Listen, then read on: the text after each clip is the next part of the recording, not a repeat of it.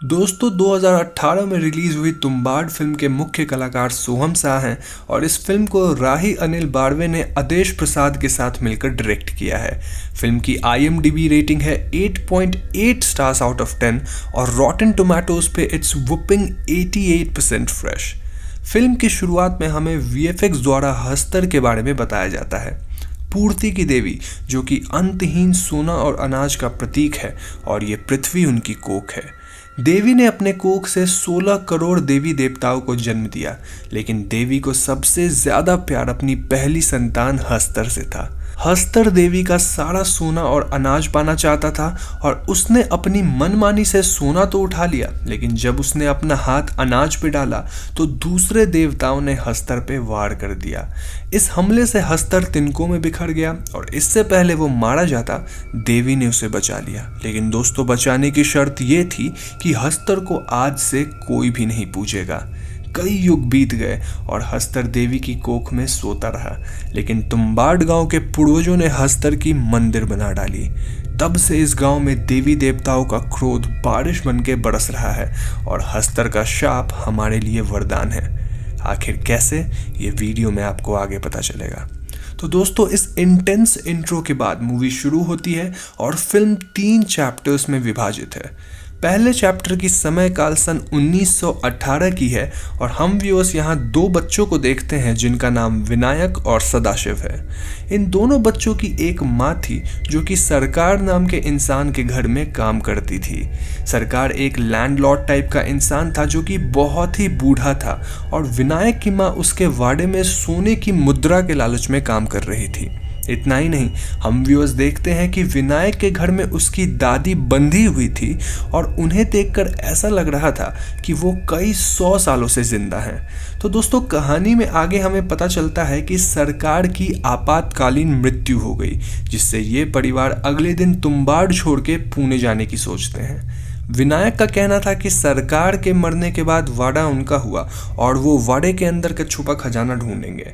विनायक की माँ कहती है कि सरकार पूरी जिंदगी वो खजाना ढूंढता रहा और उसे कुछ नहीं मिला, विच मीन्स कि खजाना है ही नहीं। इस बात पे विनायक का कहना था कि खजाना सच में है और इस खजाने के बारे में बुढ़िया यानी उसकी दादी को जरूर पता होगा। तो ठीक उसी दिन हम विनायक के भाई सदाशिव को देखते हैं जो एक ऊंची पेड़ की टहनी से गिर जाता है, जिससे उसे बहुत गहरी चोट आती है। सदाशिव की माँ उसे पास के वैद्य के पास ले जाने की सोचती है और वो विनायक को अपनी दादी को खाना देने को बोलती है। वो बोलती है कि अगर उसकी दादी कुछ अजीब बर्ताव करे तो विनायक उन्हें सो जा वरना हस्तर आ जाएगा बोल के सुला सकता है। अब विनायक जब अपनी दादी को खाना देने जाता है तो वो उसे अपनी तरफ खजाने के बारे में बात करके आकर्षित करती है।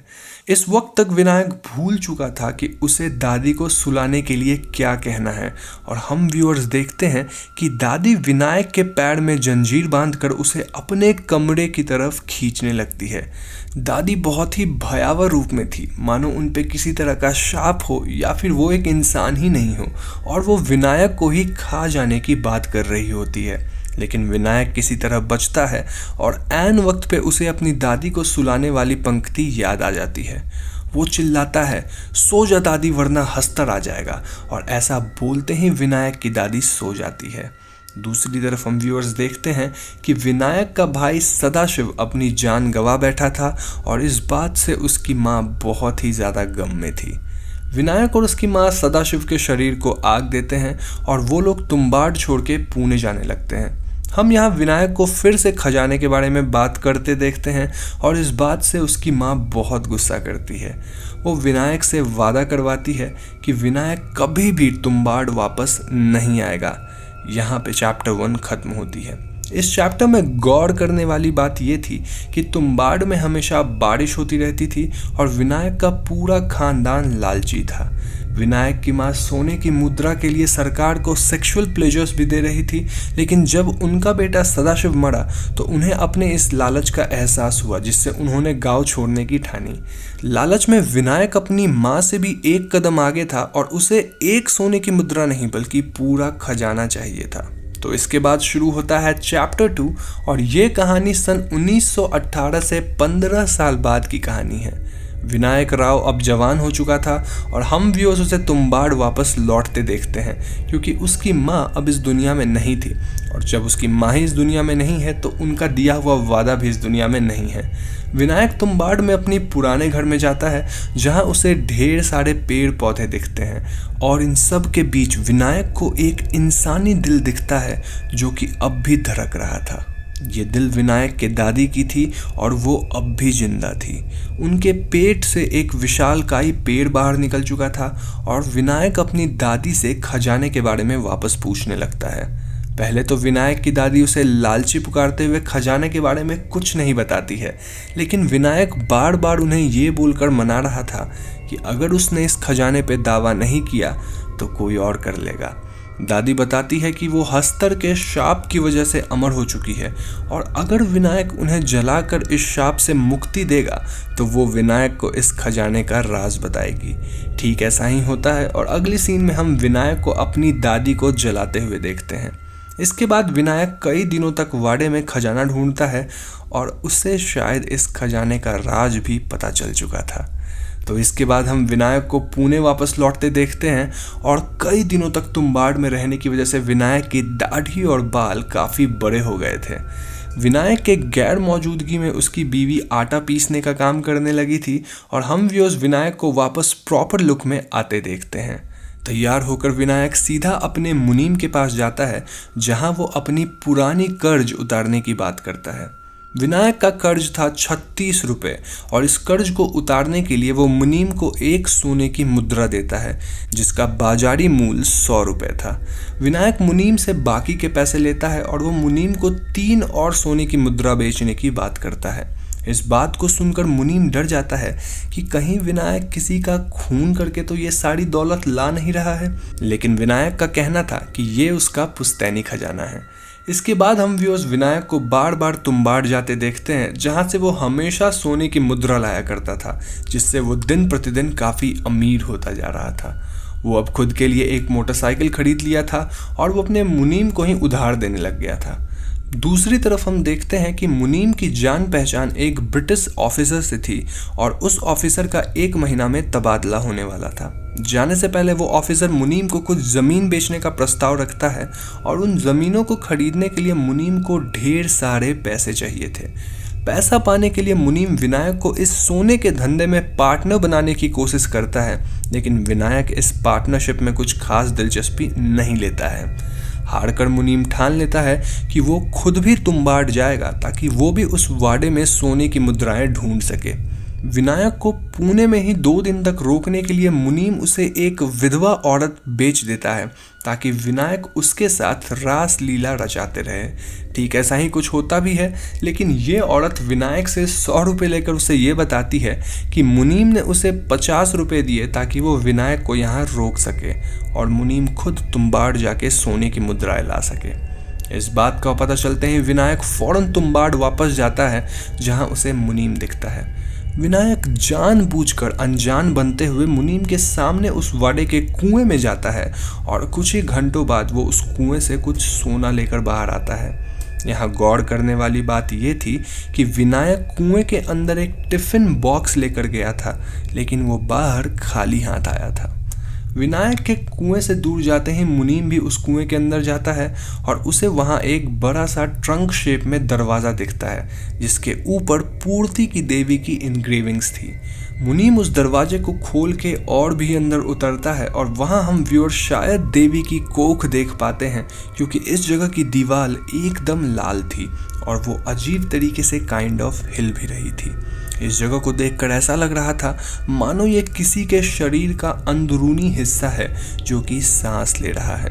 मुनीम को यहाँ बस विनायक की टिफ़िन रखी दिखती है, और इस टिफ़िन के अंदर एक आटे की गुड़िया थी। टिफ़िन खोलते ही हम व्यूअर्स किसी अनजान आकृति को काफ़ी तेज़ी से इधर उधर भागते देखते हैं, और ये आकृति मुनीम को उठा ले जाती है। इसके बाद हम विनायक को यहाँ वापस आते देखते हैं और वो अपने साथ एक आटे की गुड़िया लेकर आया था। विनायक हस्तर को पुकारता है and this is the first scene जहाँ हम व्यूअर्स हस्तर को पहली बार देख पाते हैं। नाउ आई नो आप लोग थोड़ा कंफ्यूज हो रहे होंगे कि यहाँ हो क्या रहा है, तो टेंशन मत लीजिए, मैं आपको डिटेल में बताता हूँ कि आखिर विनायक सोने की मुद्राएं कैसे निकालता था। तो दोस्तों हस्तर को शाप था और इस शाप की वजह से वो अनाज को छू तक नहीं सकता था। विनायक देवी की कोख में जाकर सबसे पहले एक आटे का घेरा बनाता था ताकि हस्तर इस घेरे के अंदर ना आ सके, और फिर वो हस्तर को बुलाकर उसे आटे की गुड़िया खाने के लिए देता था।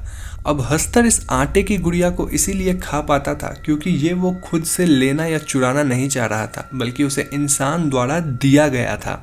जब तक हस्तर इस आटे की गुड़िया को खाता, विनायक दौड़कर हस्तर के कमर में बंधे पोटली को खोल देता था, जिससे ढेर सारे सोने के सिक्के बाहर गिरते थे।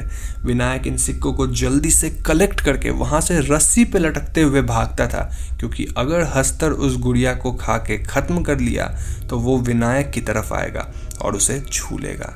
हस्तर के छूने से इंसान अमर हो जाता है, लेकिन वो इंसान अजीब सा बन जाता है जो कि एक शाप से कम नहीं है।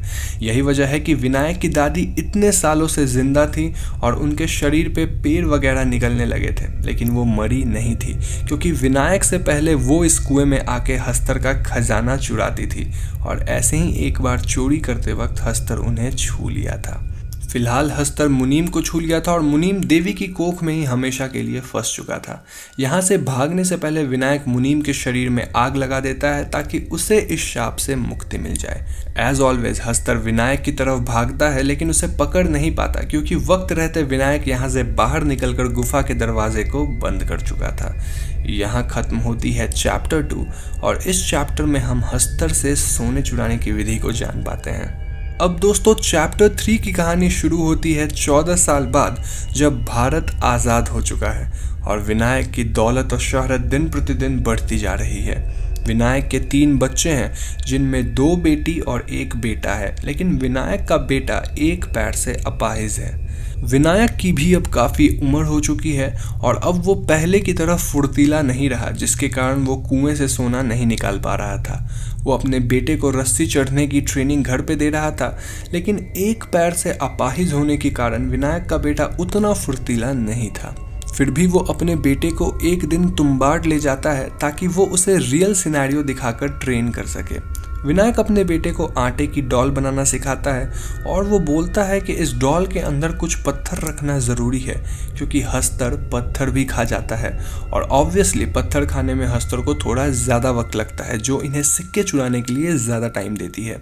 अब चूँकि ये सिर्फ ट्रेनिंग के लिए था, विनायक अपने बेटे को ये डॉल बाहर ही फेंक देने को बोलता है ताकि हस्तर ना आए और विनायक अपने बेटे को अंदर ले जाकर सिर्फ देवी की कोख दिखा सके। लेकिन विनायक का बेटा इस डॉल को अंदर ले आता है और हस्तर यहाँ आ जाता है।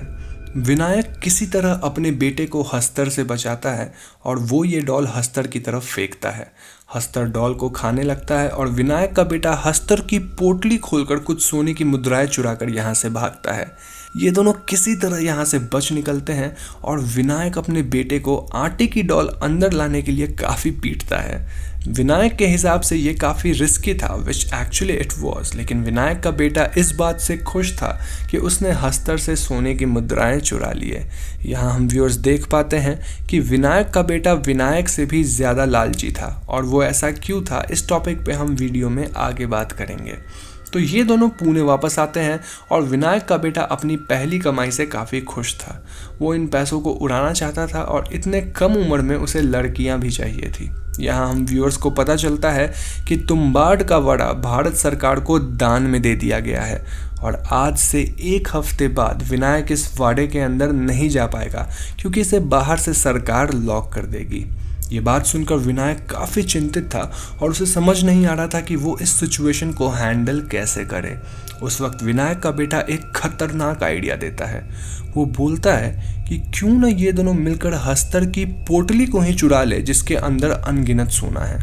पोटली चुराने के लिए ज़्यादा वक्त चाहिए होगा और इस वक्त को पाने के लिए वो लोग ढेर सारी आटे की गुड़िया अंदर ले जाएंगे।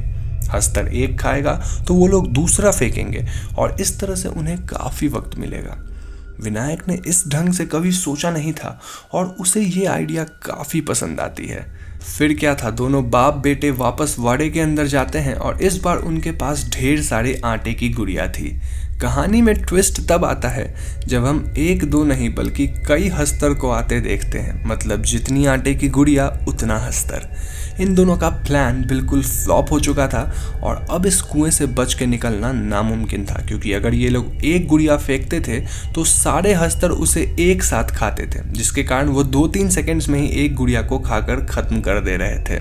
विनायक समझ गया था कि अब यहाँ से निकलने का कोई उपाय नहीं है, इसीलिए वो अपने शरीर पे सारे आटे की डॉल्स बांध लेता है और वो रस्सी पकड़ के ऊपर की ओर भागता है। सारे हस्तर विनायक की तरफ भागते हैं और इतने में विनायक के बेटे को बाहर निकलने का वक्त मिल जाता है। बाहर दरवाजे पे भी इन्होंने आटे का घेरा बनाया था और ढेर सारे हस्तर इस घेरे को पार करते ही तिनकों में बिखर जाते हैं।